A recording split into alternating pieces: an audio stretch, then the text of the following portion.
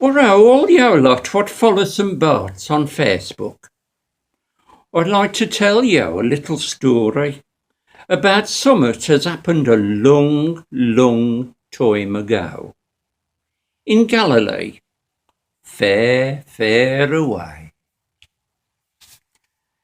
There was this wench called Mary, and her lived in a place called Nazareth.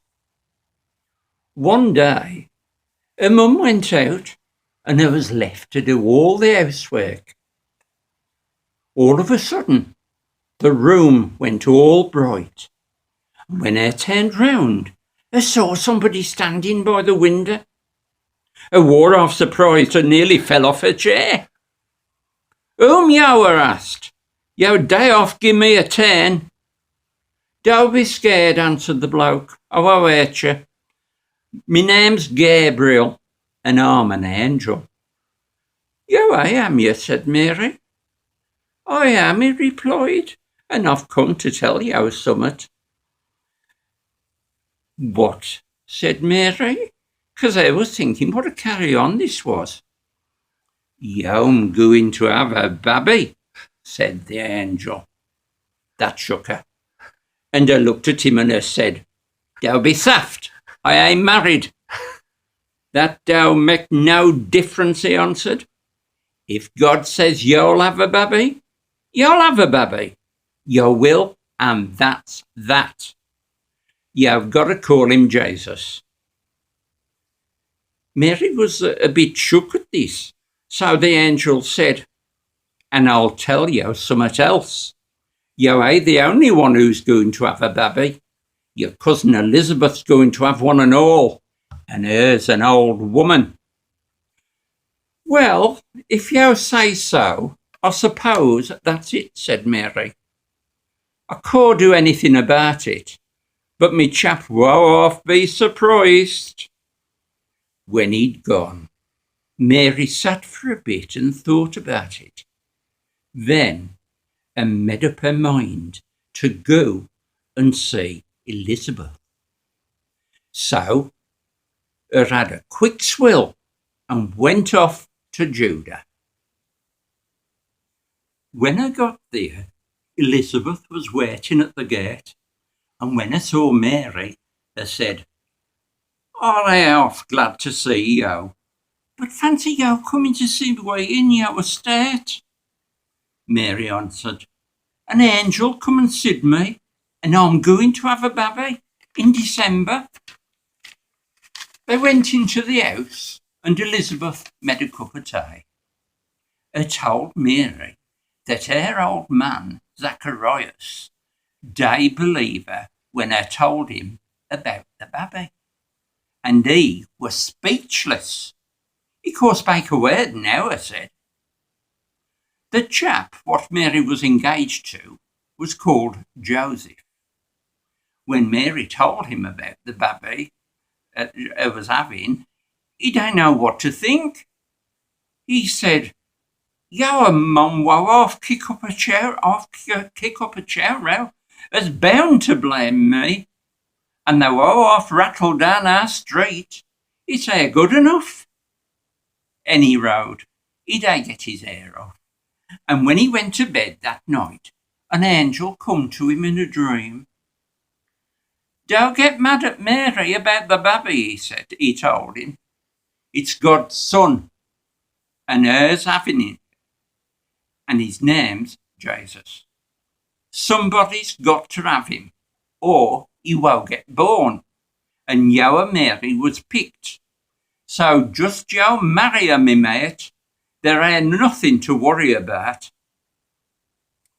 Soon after they was married, Joseph come in and told Mary, "I've had a letter from the taxman, and that Caesar of ours says we've all got to go to where we was born to be taxed.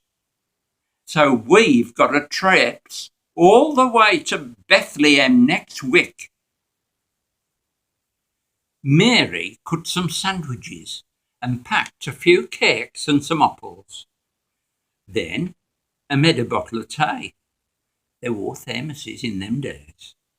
And then, when they'd had a decent breakfast, Joseph got the donkey out, put Mary on, and away they went. "Cheer up, our kid, it ain't fair now," Joseph told her. "You can see the lumps in Bethlehem down the road. We'll soon have a rest. I sure be sorry neither. I keep getting bricks and sand in my sandals." When they got into town, Joseph knocked on the door of an inn and asked for a double room. The bloke, what answered, said, "I can't help you. There's that many of them here, them having to sleep in the passage." The next one was like it and all. But Joseph said to the chap, "Ain't there anywhere we can go? My missus is out there on a donkey and is going to have a babby soon." The chap scratched his head. Then he had an idea. He said, "We cleaned the stable out after tea, so it ain't mucky. If I shift a couple of horses and a camel, you could keep down there." Joseph didn't even bother to ask Mary. He said, "We'll take it, straight off." In the night, Mary woke Joseph up and he said, "The baby's here." So Jesus was born, and they wrapped him up tight and put him in the manger, what the horses ate out on. Mary and Joseph wore off proud. The innkeeper come with his missus and had brought Mary out some hot milk. They thought Jesus was a busting little lad, and the innkeeper said to Joseph, "You'd better come and have a drink to wet the baby's head." So he did. The innkeeper's wife told them all, "There's a woman out there just had a baby, and if you lot make any racket, you're out." Up in the hills, there were some shepherds looking after the sheep. It was cold, and so they were sitting round the fire, letting the dogs do all the work, while they had something to eat and a smoke. Suddenly, the sky lit up like bonfire night, and an angel come.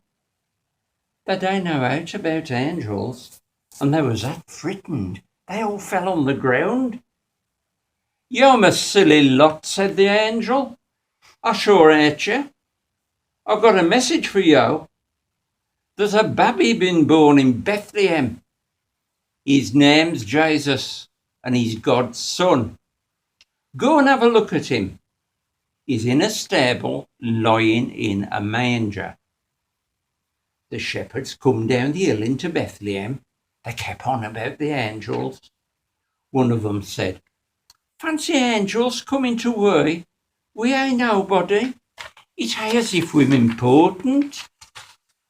Another agreed and said, "It wore half a good tune what they sung, but I can't remember the words, can you?" "Something about glory and God in the highest," answered his mate. "When we get back, we'll try and get it writ down between we. But they must have done it, or we wouldn't know it, would we?" And he rode up. They come to the town. One of them said, "It's all right him saying we'll find a baby in a stable, but them all over the place. We could be looking for wicks." His friend snapped at him. "Why do you shut your moaning? Us two'll look this side, and yo pair look the other." Another said, "It ain't much use looking in stables what 'em shut, and if there's a new baby, they'll have the light on." Then they heard their mates whistle, and they found 'em outside a stable built in a cave. Someone whispered, "Don't make such a clatter. We're here." One knocked on the door, and Mary called, "Come in." They took off their hats and they went in on tiptoe. The chief shepherd said, "How do, missus? An angel told we to come see your babby." Mary smiled and beckoned him in. Joseph said, "Here he is. Come and look. But mind you don't breathe on his face." The shepherds knelt down round the manger and they looked. "Are he tiny?" said the youngest. "And are he got little ons?" "Course he's tiny, you soft airputh," said the leader. "He's new, eh?" "I know that," said the young un, "but you can't imagine God being little, can you?" Mary smiled and said, "I'll spin some wool and knit him a jumper, and his dad'll play the flute to make him sleep." The shepherds turned to go, and little Jesus smiled. The leader said after, as it was wind, and all babbies had it, but he wore as sure as he made out. While all this was a-going on, 3 wise kings was in a country far away looking at the stars. Suddenly, one of them put down his telescope and called, "Come here, yo lot. I've found a star what war there afore. It's half a big un." "You're right, mate," they said when they looked. "I bet it's that one what's to tell us a new king's been born." They checked it up, and it was. One day they came to Jerusalem and went up to the palace and knocked on the door. The sentry opened it, and they asked, "Is the king in?" The sentry said, "Half a mile, I'll go and see." The king's name was Herod, and he was in. "There's 3 kings to see you," the soldier told him. "Oh, said Herod. "Where?" He had a fit when the soldier told him. "Outside." "You can't leave kings standing on the step," said Herod. "Get 'em in." So they all come in, and Herod said how nice it was to see 'em and what could he do for 'em. They said they was looking for a new king and wondered if he was there. Herod said, "He ain't here, but when you've found him, drop in on the way back so I can go and take a look at him myself." They said, "Righto," and off they went. When they'd gone, Herod said to himself, "There's only room for one king here, and I'm it. When I know where the young un is, I'll have him killed." The star stopped over the house where Jesus was, and the kings didn't worry because it wore a palace. They went in and knelt down by Jesus and gave him their gold, frankincense, and myrrh. Mary looked at the presents and said, "Oh, thank you, them smashing, but I'll keep them till it's a bit bigger if you don't mind." The kings took off their crowns and bowed. Then they said, "Ta-ra a bit," and went all the way back home. But they didn't go back past Herod's palace, because an angel told them what an awful bloke Herod was, and how he wanted to kill the little Jesus. Now this be the end of the story, and if you'd like to go up to St. Bart's Church, you'll be able to find out a lot more about Jesus and his life. Have a busting Christmas, all you lot. Ta-ra a bit.